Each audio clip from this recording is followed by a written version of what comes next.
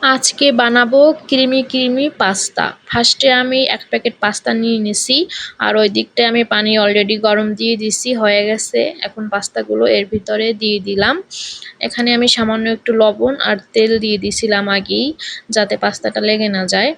এরপরে আমি অন্য একটা প্যানে তেল গরম দিয়ে এখানে আমি পাস্তাটা সেদ্ধ হয়ে গেছে, এটা আমি ঢেলে নিচ্ছি।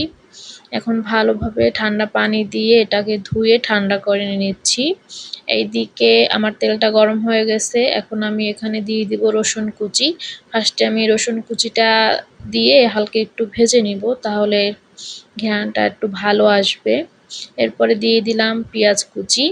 এখন এগুলোকে সুন্দর করে ভেজে নিচ্ছি। এরপরে অল্প একটু পানি দিব, যাতে নিচে লেগে না যায়। এরপরে কি দেওয়া যায় ভাবতেছি, তো এখানে আমি 2 চামচের মতো গুঁড়া দুধ দিয়ে দিলাম। এখন এটাকে ভালো করে মিক্স করে নিচ্ছি। এরপরে দিব কর্নফ্লাওয়ার। এখানে আমি এইটা ইউজ করি সব সময়। এখানে অল্প পরিমাণে দিয়ে দিলাম। এখন এটাকেও আমি সুন্দর করে মিক্স করে নিব। এরপরে দিব কি ভাবতেছি, এখন দিব চিনি। এখানে আমি লাল চিনিটা ইউজ করব। অল্প পরিমাণে চিনি দিয়ে দিলাম। এখন এটাকেও ভালো করে মিক্স করে নিব। এরপরে দিব চিলি ফ্লেক্স। এই যে এখানে বেশি করে দিয়ে দিলাম, যাতে ঝাল ঝাল হয়। এটাকেও ভালোভাবে মিক্স করে নিচ্ছি।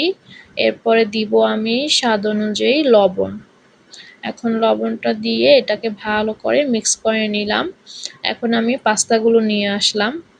এই যে এখন পাস্তাগুলো এর ভিতরে আস্তে আস্তে করে দিয়ে দিচ্ছি। সবগুলো উপকরণ দেয়া আমার শেষ। এখন এটাকে আমি সবটা মিক্স করে নিব। পাস্তাটা দেখতে মনে হচ্ছে যে ক্রিমি মজাদার হবে। এই যে দেখুন, দেখেই লোভ লাগতেছে। তো এখন এটাকে আমি সুন্দর করে মিক্স করে নিলাম। পাস্তা আমার অলরেডি হয়ে গেছে। এই যে দেখুন, একদম রেডি।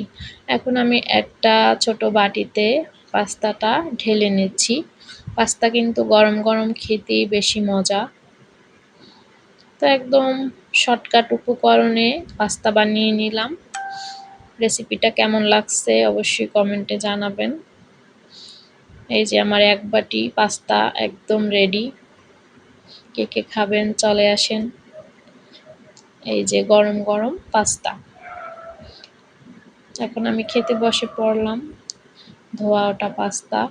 তো আজকের ভিডিওটা এ পর্যন্তই। আল্লাহ হাফেজ।